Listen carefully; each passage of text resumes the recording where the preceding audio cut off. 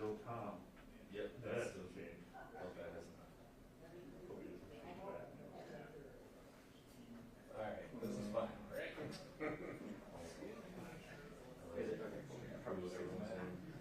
So are you guys streaming this on the web? Like, do you want me to kind of keep the camera pretty live? It's all good.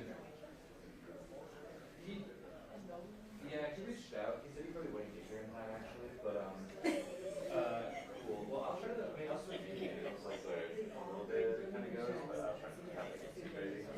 I have a second camera going, so anyways.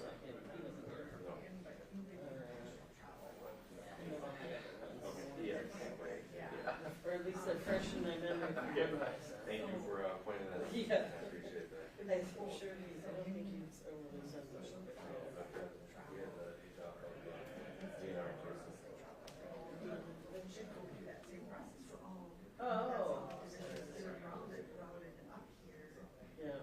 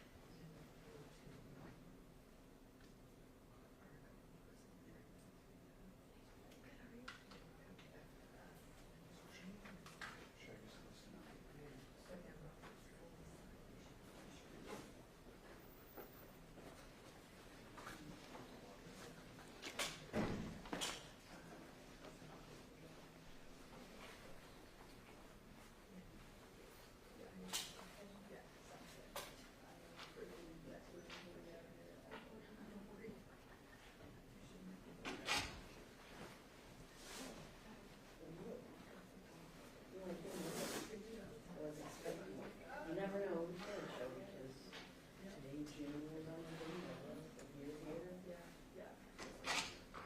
How's it going? We were at the airport together.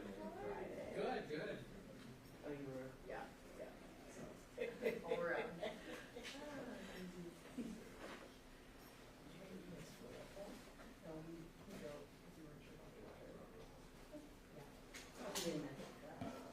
Yeah, they drove. So you wrote it. I went up separate. Yeah. Oh, Yeah. I was up there anyways for Aaron's hat, so I was good. he was like your first That was one? my first one, yeah. Not fast, but I was faster than I expected it to be. What were you? What was that? What did you feel your first? It's a Pia. Yeah, exactly. Yeah. What'd you get? It was a temporary piece.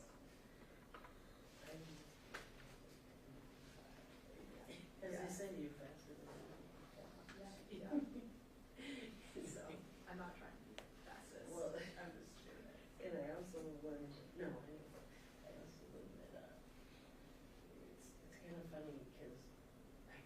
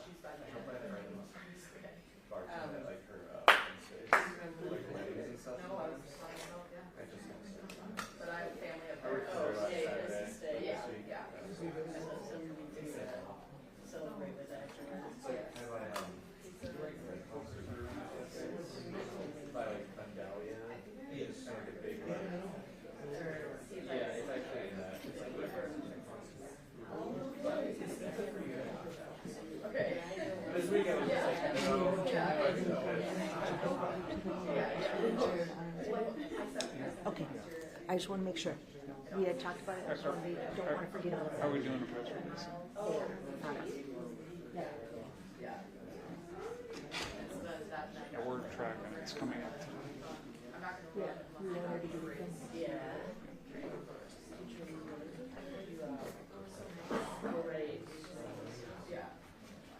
Morning. Long time no see. Yeah. How are you, sir?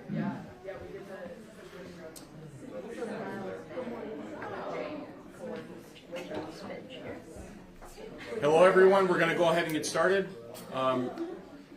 Real quick, introduce myself, Howie Padilla. I'm the Director of Communications for the Department of Public Safety. I believe you've been introduced to the folks who will be speaking today and the others who will be present for questions afterwards as needed.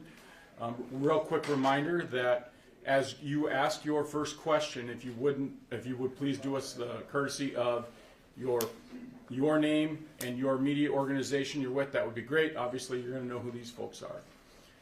Before we get started, any questions for me? How do you spell your last name? P like in Paul, A, D as in dog, I-L-L-A, and I'm sorry, that's Rochelle Olson. Thank you.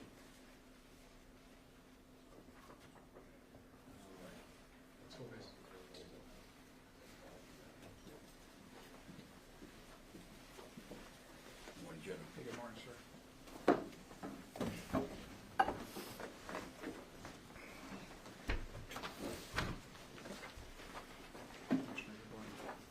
Good morning, everyone. My name is Bob Jacobson. I'm the Commissioner of Public Safety, and I have the honor of serving in that position. First of all, today I want to thank Governor Walz, our federal partners from FEMA, and all the state agencies who are here today and who have been here for days on end. You're all helping our residents and businesses through today's challenges while looking toward a recovery for our communities. Our State Emergency Operations Center continues to operate, serving and supporting Minnesotans and our emergency management and government officials across the state. My thanks to those who are leading those efforts in local communities. I know it is daunting. And even as I prepared for what I was going to say this morning, you could hear the rain that was falling, yet again reminding us that we still have some work to do. We are still working on responding and supporting ongoing needs, all while transitioning to ongoing damage assessments and documenting the scope of this disaster. For our residents and business owners, please document those damages to your property with dated photos and keep receipts for those repairs. This will be extremely important as we document damage levels going forward. With that, I also want to thank our emergency responders who have been there helping our residents and businesses in these very challenging days. And I also want to send out a thank you to those many volunteers and to all those who are out there helping us each day. You are the shoulders and the strength on which people are now leaning.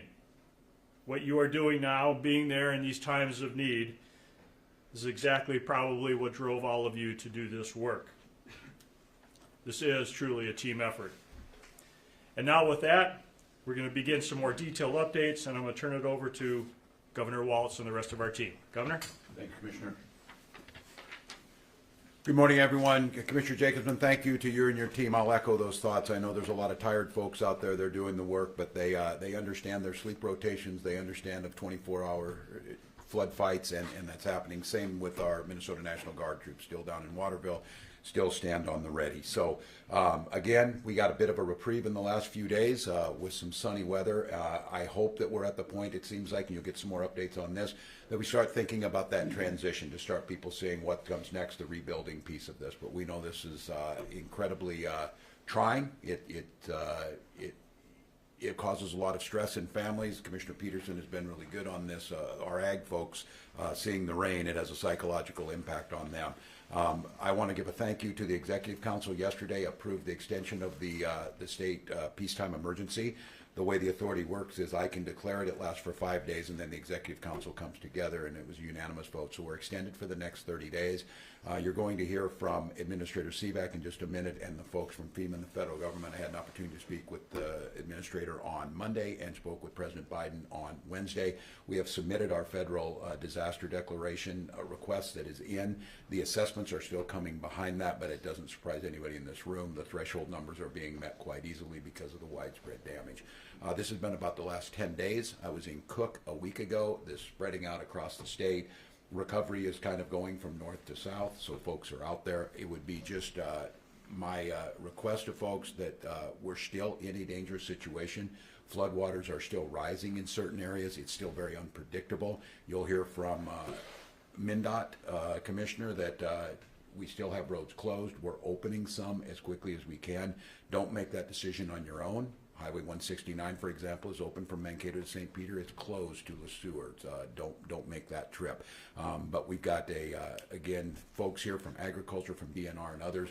We're coming up on a 4th of July weekend in the midst of this, and there'll be some questions about what facilities are open, what precautions to take. Being on the rivers and on the lakes is different right now because of the high water, and we want to make sure that we're continuing to put safety as a forefront. But again, I'll express my gratitude. This is going to end up being one of those potentially top 10 flooding events in Minnesota because of the diligence, the hard work, the procedures, and the professionalism. At this point in time, we have no serious injuries or deaths involved in this. We will rebuild when we get the assessment there. We always can. We will replant, or we'll have crop insurance, and we'll be back again. But now it's in these times we can't get careless, continue to focus on that. And then just grateful, as I would say, the emergency managers from the county level all the way through, and then our partners at FEMA. There is a process for doing this, and we are incredibly grateful. FEMA has been on the ground here. They've been in constant contact. They've been assisting us in this, and they're providing to make sure that we can provide and fulfill all the requests. With that, I would give you FEMA Administrator Sivak.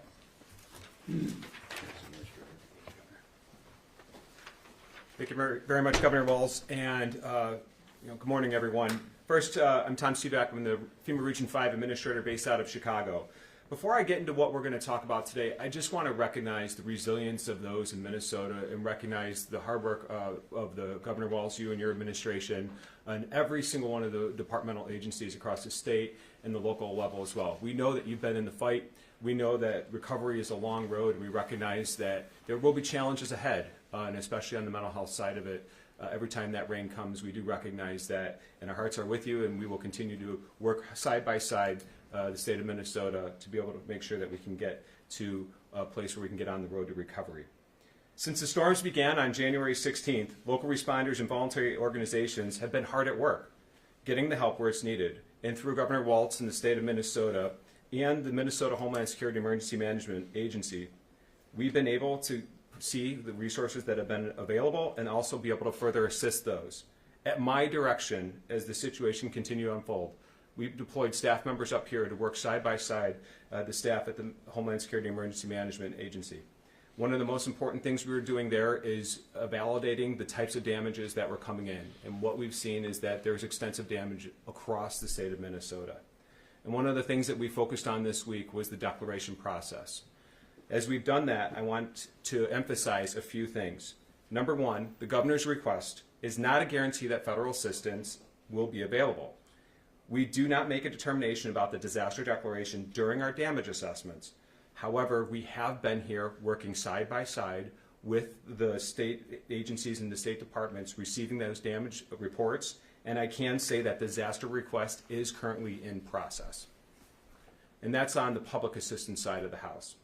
Now for individual assistance side, as we are continuing to gather those damages, I cannot emphasize this enough. Pictures are worth 1,000 words to us. The time and date stamp of the damages in your homes, if it is safe to do so, is going to be vitally important for us as we go through the damage assessment process. Even basements. Basements do matter in understanding those living areas as well. Debris that might be out in the yard. We saw in Mankato on the news this morning that there are debris and people are starting to move into that road to recovery. That picture does help us as well. So please take pictures and document that process. The other thing too is over the next couple of days and weeks, there will be teams that are coming out to do damage assessments, as we call it, a joint preliminary damage assessment. As those teams come out, they will be teams of Federal Emergency Management Agency or FEMA partners, our Small Business Administration, SBA partners, along with our state partners. Our relationships with the state of Minnesota are strong, and they will continue to get stronger throughout this event and future. The other thing is they will go door to door. We need to understand the implications and the impacts of what's taking place. And when we focus on that, it's for us to tell the story of the size and scope of this particular event that's still ongoing as of today. Our teams will not collect personal data. We want to understand the extent of the flood damages so we can understand the needs of the residents of Minnesota. And as I previously mentioned, and I want to make sure that we emphasize this, is that the state has determined the damage is beyond the state and local resources to handle. That is why the disaster declaration process right now is in process. And before I close, I just want to focus on a couple of things. Do not wait to reach out to your insurance companies as you're focusing on the recovery period. Reach out now. Understand what needs are for the insurance documentation process. We understand it's long. And make sure that you work with your local emergency management agencies too. That's one of the most vital ways that we can understand the size and scope of this event. Our teams are moving as quickly as possible, and we want to ensure that we're being as thorough as possible as well. In these types of events, we are committed to getting the most accurate picture possible and sitting side by side with our state partners. We're going to continue to focus on this to make sure that we focus on the road to recovery. And with that, I want to turn it over to the Minnesota Department of Transportation Commissioner, Nancy Daubenberger. Thanks again. Thank you very much, Governor.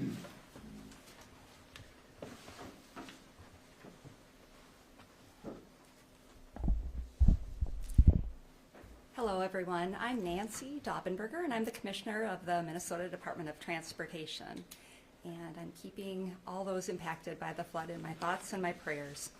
I want to start by saying thank you to everyone who's working so hard to keep our communities and roadways safe during this unprecedented event. And the volunteers, the National Guard, our MnDOT crews, other state agencies, and our county and city partners, and so many others who are working together to help with the immediate needs of flooding and preparing the work that will come to repair and rebuild our system. So I have some updates to share with you on road closures that are happening statewide due to the flooding and high water and receding in some areas. And the good news is many highways are reopening to traffic now that the water is going down, and that includes highways 15, 30, and 75, and others in south central Minnesota, Highway 14 near Lamberton in southwest Minnesota, and as our governor mentioned, Highway 169 between Mankato and St. Peter is now open, and others will continue to open over the next few days. Also, I do want to repeat, though, too, as the governor mentioned, Highway 169 between St. Peter and LeSueur is still closed due to water on the roadway, and we hope to be opening that up over the next few days. We'll continue to monitor that, watch as the water recedes, and we'll need to look for damages. But parts of Highway 60, 62, 71, and more in southern Minnesota are also closed. Several ramps in Mankato area remain closed. Hoping to open some of those up today or in the next few days. But in the Twin Cities metro area, Highway 41 near Chaska and the exit ramps to Black Dog Road off of Interstate 35W are closed, as well as a recent closure, South Highway 101 Frontage Road in Savage. And we have a new closure in southeast Minnesota over the last couple days, Highway 60 near Wabasha. And we may see more closures as the Mississippi River continues to rise. So please use our traveler information website, 511mn.org, or the mobile app for your smartphone to see updates on closures and road reopenings and other travel impacts. And those are for state highways statewide. Also, please, drivers, do your part to stay safe. Never go around a road closed sign or try to drive through the roadway, as our governor mentioned. I just want to repeat that is so important. And please know our work is far from over out there. Our crews will continue to inspect roadways and bridges and identify any damage and ensure they're safe before we can reopen them to traffic again. So we'll continue our work assessing damage and repairs in the coming weeks. And in certain locations, this is going to take some time. We're making progress, but as I mentioned, we still have more work to do in the coming days and months, and that's why we thank everybody for their patience. We want to reopen these roads as soon as possible, but we do have to make sure they are safe before we can do so. So thank you again. And with that, I'd like to introduce Dan Hoblitzel from the National Weather Service. Thanks, Commissioner.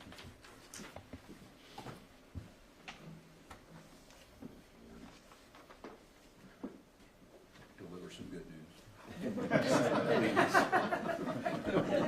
Good morning. Dan Hoblitzel, meteorologist in charge with the National Weather Service here in the Twin Cities. So we got some rain last night, and I know that set off some alarm bells with some of us as we woke up to some images of standing water in our yards and fields. I do want to assure everyone that the rain that fell last night will not have any significant impacts to the ongoing flooding. What we saw was just the fact that the soils are saturated. The soils really can't take too much more water still at this point, but the rivers can. The rivers can take quite a bit more water than what fell last night. So the main impact from what did occur will just be simply to maybe prolong some of the flood waters just a little bit compared to if there had been no rain at all. And we did see a little bit of a rise in more smaller and urban small creeks and streams. And of course, we'll want to take the necessary precautions with those. But otherwise, we're not expecting any significant impacts with the rain that occurred last night. So the good news is we are now going into another stretch of a drier weekend, fortunately, which will allow a lot of these floodwaters to continue to recede. And that has been the case across much of the state so far. So a lot of the rivers like the Cannon and the Des Moines are going to continue to go down through the weekend. And in fact, we're now tracking only one real significant crest, which is currently coming down the Minnesota River. That crest resulted in record flooding in Henderson on Wednesday. At that location, it has now begun to fall. That crest reached Jordan this morning, which did match its record flood stage this morning, and will continue to Savage, which will crest Sunday morning at major flood stage, but not record. So we are not expecting any more record levels to the flood waters. It should end at Jordan. However, we will still see major flooding across the remainder of the Minnesota, and that will continue to cause major flooding as that empties into the Mississippi River, and we are expecting major flooding at St. Paul, which will not crest until tomorrow evening. Just shy of 21 feet is our forecast. That would put it as the 7th highest on record for that location, and the highest since 2001 in St. Paul. So that would slightly exceed the level that was reached in 2019. That crest will then also result in major flooding toward Hastings, and then once it merges with the St. Croix, that will broaden the channel a little bit, which kind of mitigates some of those impacts, but still expecting above moderate flood stage for locations such as Winona and downstream from there. So like I said, we are expecting mostly dry weather over the weekend, which will allow some improvement with the flood conditions. We are, however, watching a next system that will come Monday into Tuesday. That does bear watching right now. Most indications are that another 1 inch to 2 inches of rain are likely with that system. Following on the heels of a dry weekend, that should prevent too many major concerns. Again, most impacts from that would be simply to prolong a little bit the flood waters that would be ongoing, so St. Paul downward. Other locations, we're not currently seeing signs of enough rain to reintroduce flooding problems. However, I do want to supplement that with there are indications that heavier rain could fall. Right now that looks more likely across Iowa, but as we know, as these systems, especially in the summer, can be a little unpredictable. So it's worth watching over the weekend and seeing if those trends change. And we will, of course, monitor that very closely. We are seeing indications that if that were to come up further into Minnesota, that would, in fact, bring flooding concerns back to some locations that were already dealing with it.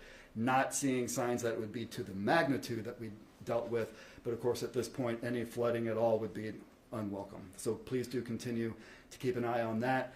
And for further flood information, please check our website at water.noaa.gov. Thank you. Thank you, Dan.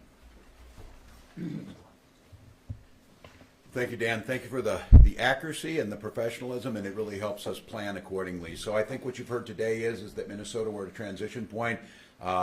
The assessments and the recovery phase is beginning. We'll continue to keep an eye on things on the horizon. It's at this point in time, you've heard all of the advice, whether it's not driving around barriers, keeping all the receipts, and making sure you're taking those photos and doing everything necessary. And we will be doing everything possible that we can do to start getting ready for providing the resources, the reimbursements, the help that we need to. With that, any of these folks would be glad to take a question, and we've got some other commissioners, National Guard, and folks here too. On topic first. FEMA guy. Michelle Olson from the Star Tribune. You mentioned people going door to door and that they won't ask for personal information. What, I mean, it sounds like you're sort of warning people that if somebody comes and asks for your credit card or your social security number or something, I mean, how do people know that they're your people instead of some fraudster? Yeah, thank you for that question. One of the most important things we can say is that when we go out and start working on the joint preliminary damage assessments, they will be in logoed and credentialed gear. You know, so they'll have their badges that they have both with the Small Business Administration and also with our FEMA folks. They'll be in FEMA logoed gear, and then they'll also have their Federal Emergency Management IDs as well. We will be working hand in hand with Homeland Security Emergency Management when this is happening to make sure that we are sharing who's going to be coming, when, working with the local, through the state to the local emergency managers to get out that they're going to be in the field. So as our teams come up and our teams start to go door to door, which they are not doing right now, is that we will make sure that that is messaged appropriately, and we'll coordinate that with our external affairs as well. So when might you start the door to door? So right now we are still in the assessment phase. We are working hand in hand with Director Rollwagon at Homeland Security Emergency Management. You know, right now there are still areas that are still flooded, and I've seen that firsthand, especially over in Waterville when we went on a flight earlier this week. So as these floodwaters start to recede, one of the things that we'll do is, at the request of the governor, to come in and do the joint preliminary damage assessment. We'll have teams on the ground as soon as possible. One of the things that we have the ability to, as FEMA, is we can bring a lot of people quickly to start focusing on the recovery of the community and gathering that damage information. But anybody could get like a FEMA outfit. We will work hand in hand with the Department of Public Safety and Homeland Security Emergency Management to make sure that that messaging goes through the counties of when we're going to be coming and working through the joint preliminary damage assessment. It's a good question. I appreciate you going to that dark spot, Michelle, so thank you. Any more on topic? It is seriously, though, a good point on this of folks coming on, just like wanting to roof your house after we have hailstorms and things like that, that scams do persist. So I think it is a very valid point to make sure that the folks who are talking to you are who they say they are, and we avoid that. So, well, thank you all. If you folks were good, and if there's any off topic, I'll be glad after these folks clear out to take them. Thanks, Commissioner. You'll be able to get out on some lakes, aren't we, on the board? We are. We got another week. We So, are. We have great information. Director, thank you. Appreciate it. Your team's getting some sleep and everything. I know. You keep them going. So, thanks, Dan. Appreciate it. Be glad to take any off topic if you got any. Yeah. The debate, presidential debate last night, did you watch it? Your thoughts? Yeah, well, first of all, I've done dozens of these myself. I don't particularly like them very well. I think it's clear that neither candidate had a very good night. But President Biden could have certainly have performed better, and President Trump could tell the truth once in a while. So with that being said, I think it goes back to what we've always said. It's about this type of stuff. It's about the actual work. It's about talking to the president about the flooding, being clearly situationally aware, having his administrators on the ground, and that's what it comes down to. So a debate is not governing. A debate is campaigning, and certainly could have been a better night, but it still comes back to it. I've said this time and time again. I'll take a President Biden on his worst days over someone who I wouldn't have got a call from President Trump in a flood. I know that because I saw it happen.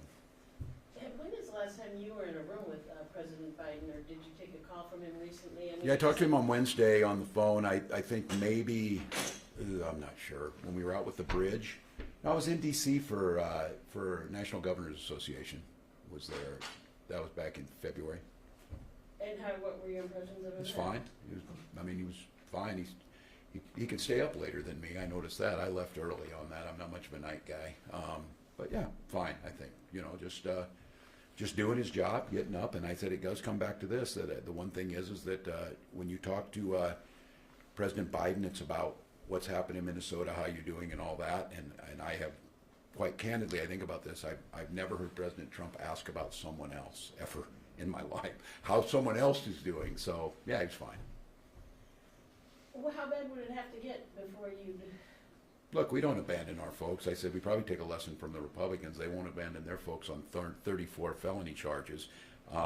President's still delivering. If I thought the president wasn't in a place to be able to talk to me about the flood, to understand what we were going through, to understand the process of what it would take, to hear me when I said, look, I'm going to get this into you and all that, if that were the case of this, I would certainly be the first person to raise concerns, but that's not happening. The governing piece of this is happening. The people surrounding him are doing the work they need to do, and that's what I care about. All right, let's wrap it there. Thanks, folks. Thanks, everyone. Thanks, Claire. Bring it back around. Yeah, I got time.